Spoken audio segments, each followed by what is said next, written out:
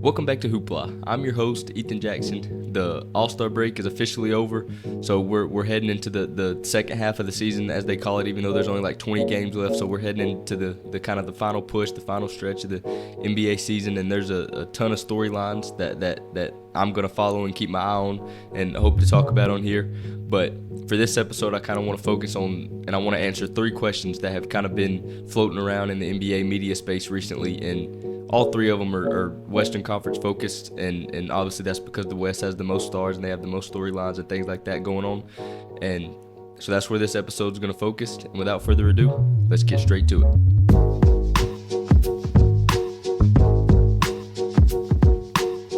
So the first question that I want to answer that I've seen people asking a lot and kind of doing on all the talk shows and different things like that is, can the Warriors and Lakers make a push out of the play-in?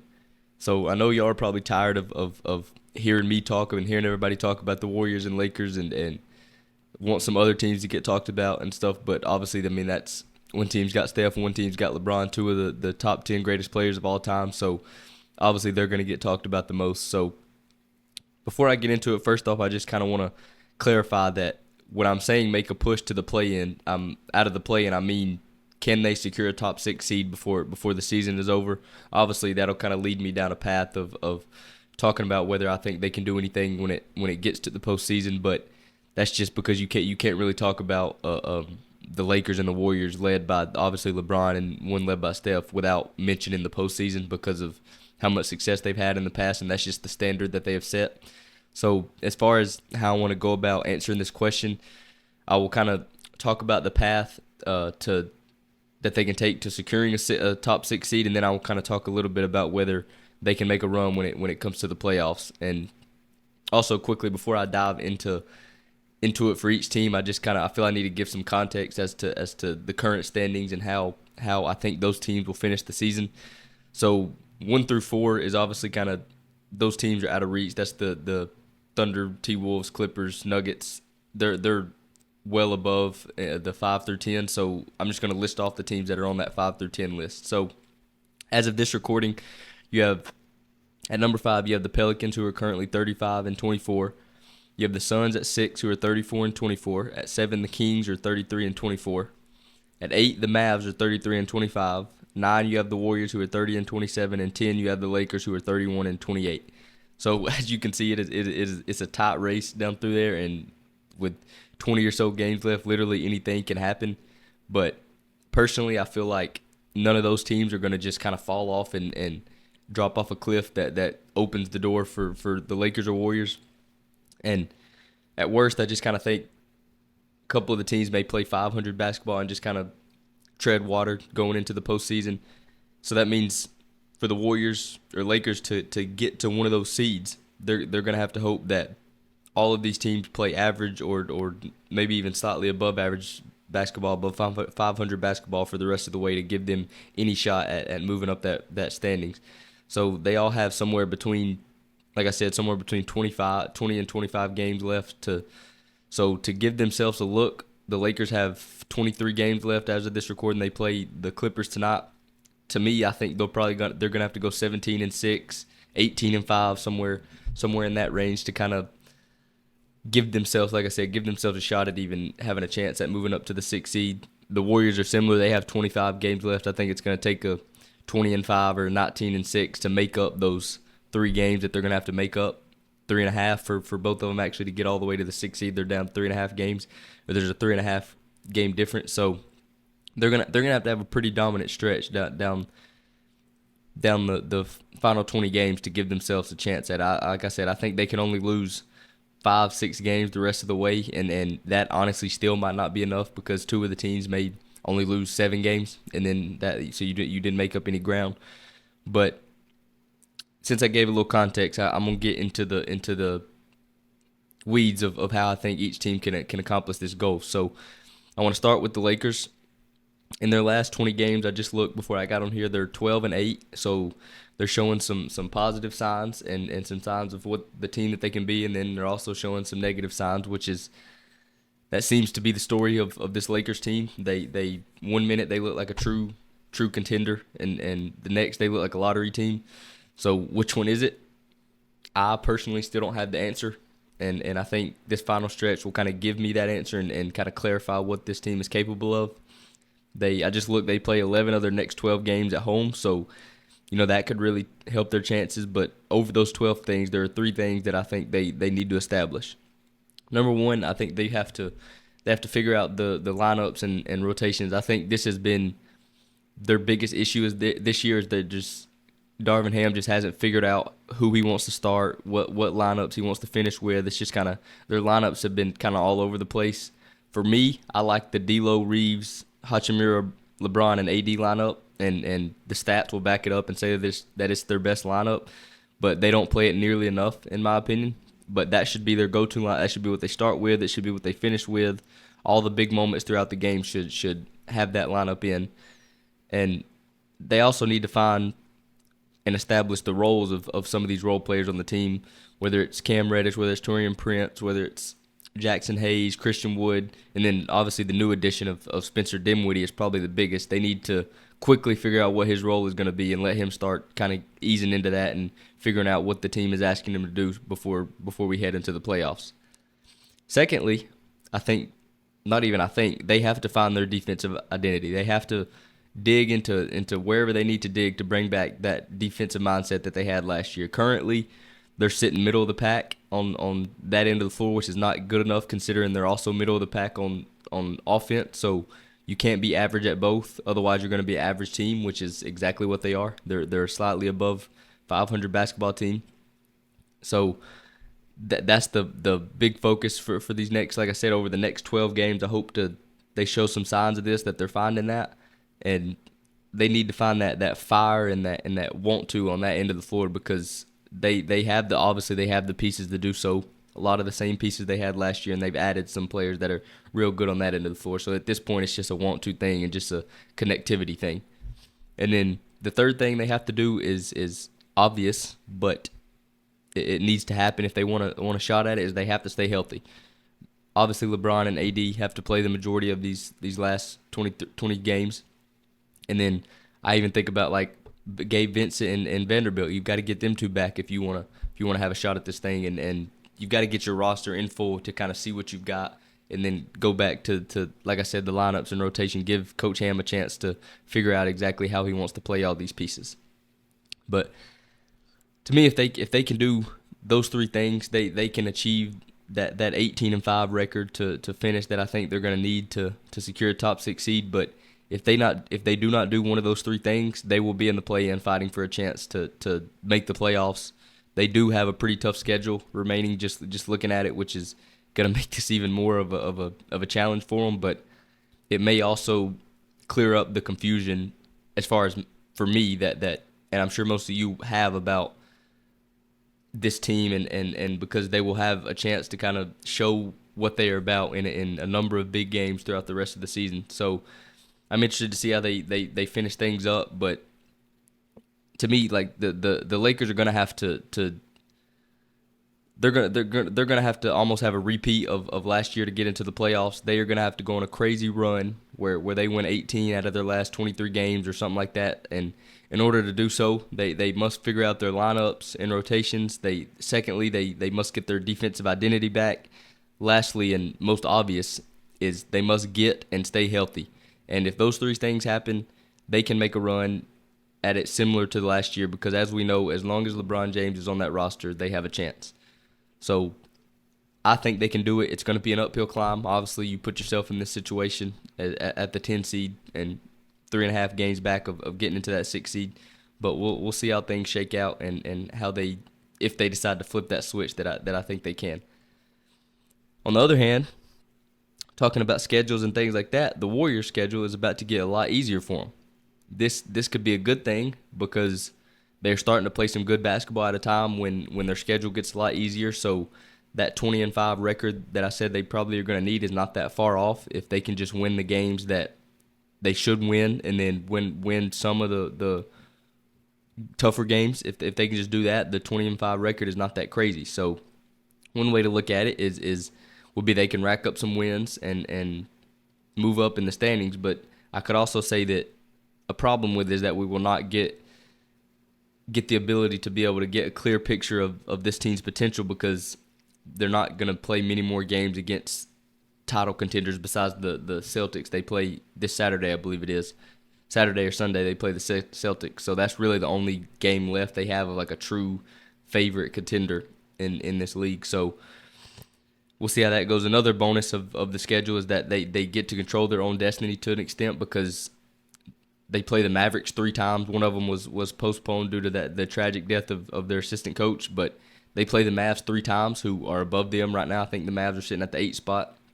And they also play the Lakers again, and they play the Pelicans. So all these teams are all fighting for positioning within the play-in and within those bottom 10 seeds, 5 through 10 seeds. So, like I said, they get to kind of – it gives them a chance to eliminate some of the luck factor that may be involved with making a run because you're having to hope teams lose and you win. But now they'll be able to hand those teams some of the losses themselves and do some of the work that needs to get done.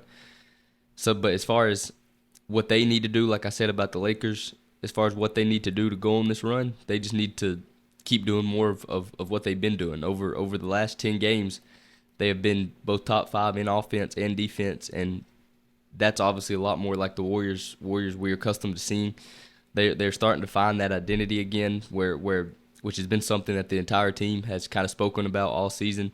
They have talked about how they started the season so well. I think they were 5-2, 6-2, something like that, and then they went on a little rough stretch where they kind of lost who they were, and then they were hit with the Draymond suspension, Chris Paul injury, Gary Payton injury, Wiggins missed some games. They've just it all kind of compounded at once, and they haven't really been able to recover yet, but it's looking like they're starting to do that. So hopefully they can finish this season out without any real injuries or suspensions, because as of right now, I want to put it on record that the Warriors are turning things around. They are starting to put the pieces together. This lineup of Steph, Podziemski, Wiggins, Kuminga, and Draymond is showing signs of being pretty special.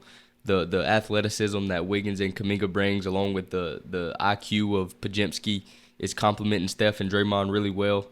Klay seems to be kind of coming to terms with the trajectory that his career is going in, and is starting to play better coming off the bench.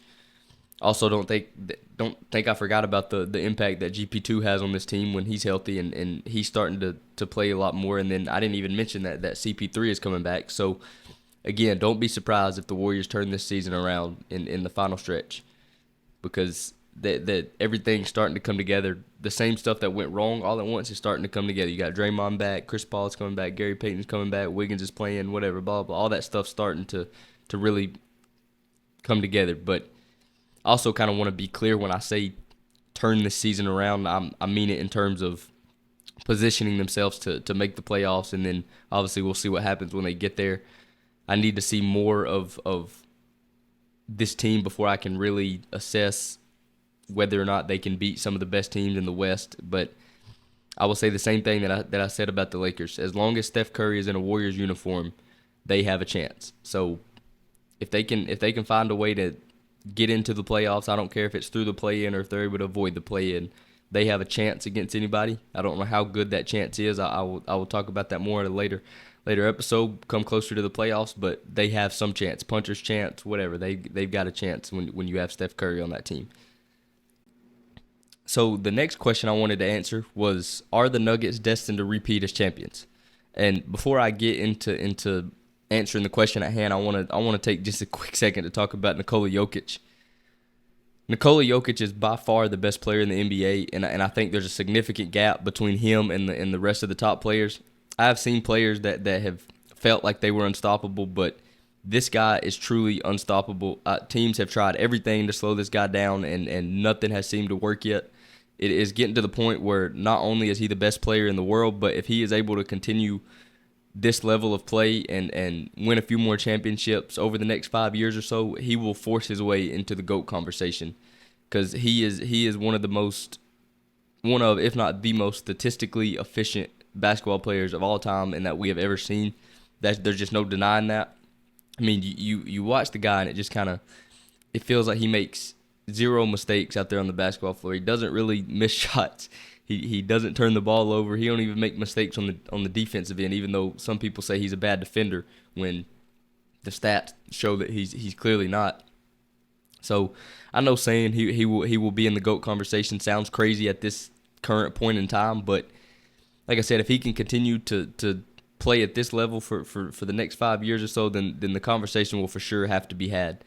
Some of you may say that, he needs to play more than 5 years, and my direct counterpoint to that would be, according to the MJ lovers, and I mean there's no disrespect to any of those people. MJ only played 6 years. He does not get held accountable for the many years before, and he doesn't get held accountable for anything that happened in Washington. Meanwhile, we critique every game of an 82-game season that LeBron plays at 39 years old. So to me, all you need is a good 6-7 year run of dominance to etch your name in that conversation.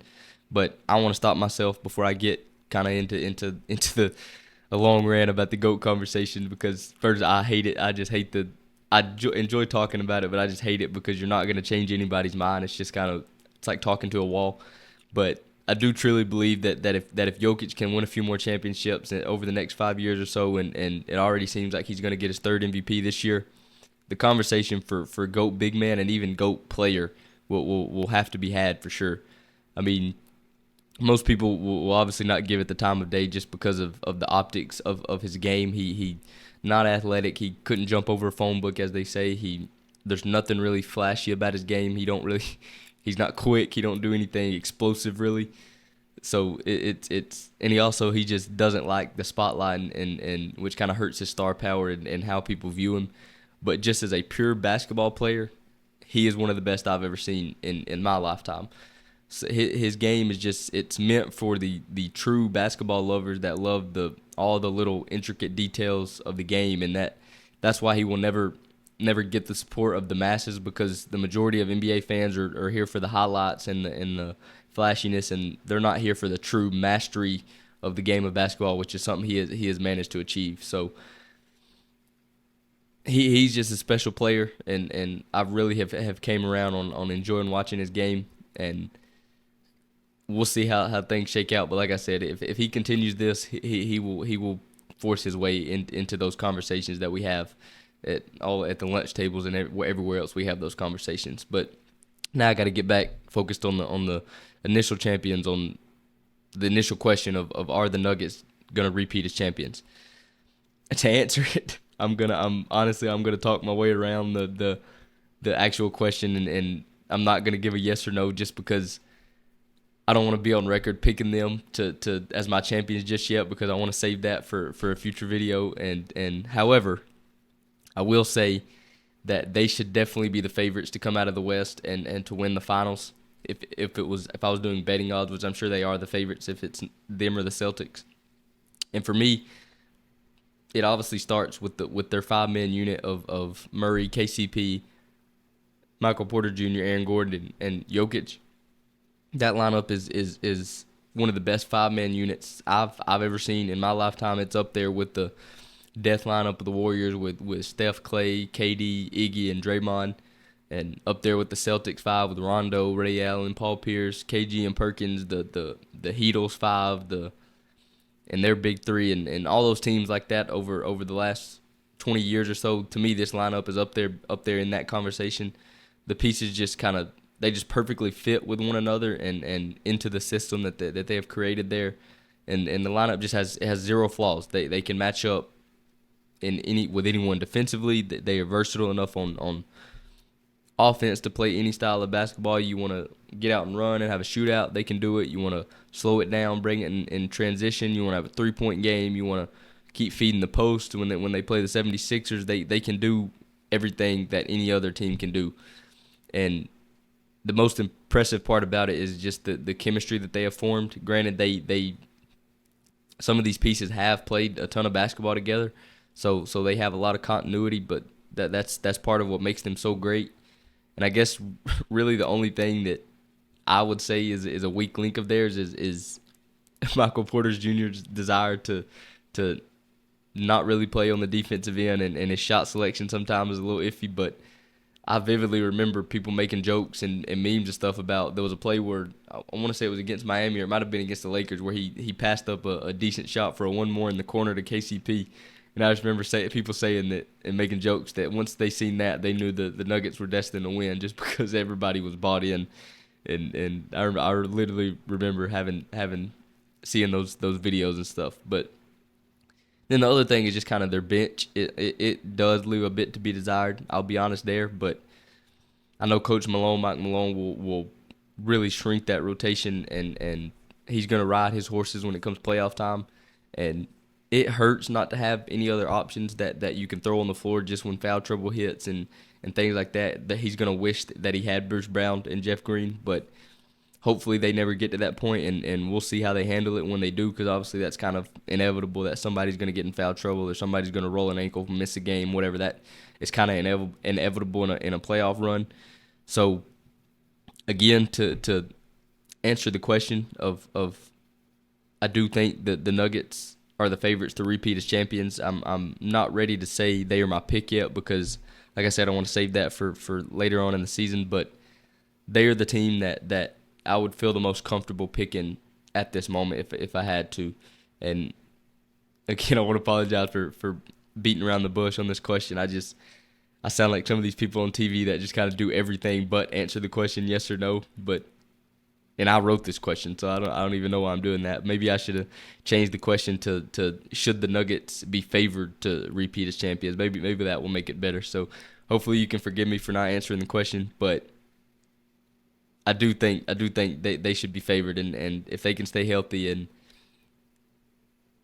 all that all goes well, they definitely have a high chance of winning another championship. So we'll see how it goes.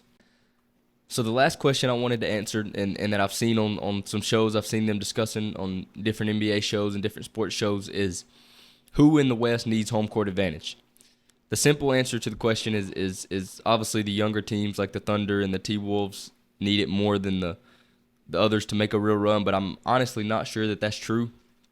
Yes, they may need it more than the Nuggets or the Clippers, but to me, everyone needs home court advantage. Home court advantage was crucial to the Nuggets' title run last season.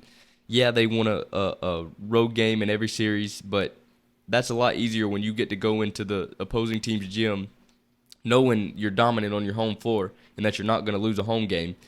It takes all the pressure off of you when you go on the road and you're going in pressure-free because, like I said, you know you're not going to lose at home, so you're going in with just a free shot at it, no pressure. Just why not go steal a game and really turn the tides of the series? That's a lot different than going on the road knowing you have to win a game to win this series. So to me, the only time I can think of that a younger team really needs a home court advantage is in that first round matchup like this year, where you may play the Lakers or the Warriors out of the play-in or the Suns out of the play-in. But I mean, even I say that, and even that has been proven to not be true. If you think about last season, where the Lakers beat the Grizzlies, who were a higher seed, and the Warriors beat the Kings, who were a higher seed. So I think home court really matters in that first round. But once you get to the second and third round, everyone needs home court advantage, and to me that could be the difference in the series. So let's just play the hypothetical game here, and you have the Clippers and Nuggets in a second round series, which is a high possibility of happening. That series might very well be decided by who gets home court advantage. So, and the same goes for a Nuggets T-Wolves series or a Thunder Nuggets series, whatever. I feel like home court advantage really matters, and neither one needs it more than the other, because I think the series might be decided by who has home court advantage. So, back to the question at hand, yes, the Thunder and the Timberwolves may need it more than the Clips and the Nuggets, but every team needs home court advantage like severely to make a run at the championship. I mean, even I say unless you're the Miami Heat, but they seem to break every rule that is in existence. But also, don't mistake me saying that all this to mean that lower seeds cannot make a run to the title, but it will be a whole lot harder than if they had home court. It will be because they won some games that they really had no business winning on the road. But if we just look at some of the history I have written down right here, 66%, almost 67% of NBA champions have been a one seed from either conference. As totality, that's 51 out of the 77 champions have been from a one seed from either conference. And if I went down to the second and third seed, it's even higher of a percentage of champions. So clearly the odds are heavily in your favor the higher the seed you are. So that tells me that every team needs home court advantage and needs a higher seed, and that one does not necessarily need it than the other, because if you look at the history, the higher seed is winning a lot of the time. So clearly it means something, and it's not this team needs it more. It's whoever's the higher seed, it benefited from it. So clearly it's something that you need to make a legitimate run at it. But that's all the questions that I wanted to answer today. It just hit 3 simple questions, and like I said, we're going into the home stretch of the season now, and it's going to be really, really entertaining, just kind of watching how these teams decide how they're going to finish off. And I always have the saying that the playoffs start after the All-Star break, but I don't think that could be more true this year. I mean, it's the playoffs have started. Like, obviously, because you have some prominent teams that are fighting to avoid the play-in tournament. You've got the Suns down there, the Mavericks, the Warriors, Lakers, Kings, all trying to avoid, Pelicans, all trying to avoid the play-in spot. And you also have the top 4 that are fighting for home court advantage, which, in my opinion, will be extremely important in the playoffs this year. So there's going to be a lot to watch, a lot to follow, and a lot to keep our eyes on as the days and weeks go forward, as we get inch closer and closer to the playoffs. But that's going to do it for this episode. I've been your host, Ethan Jackson. Thanks for tuning in to Hoopla. Until next time.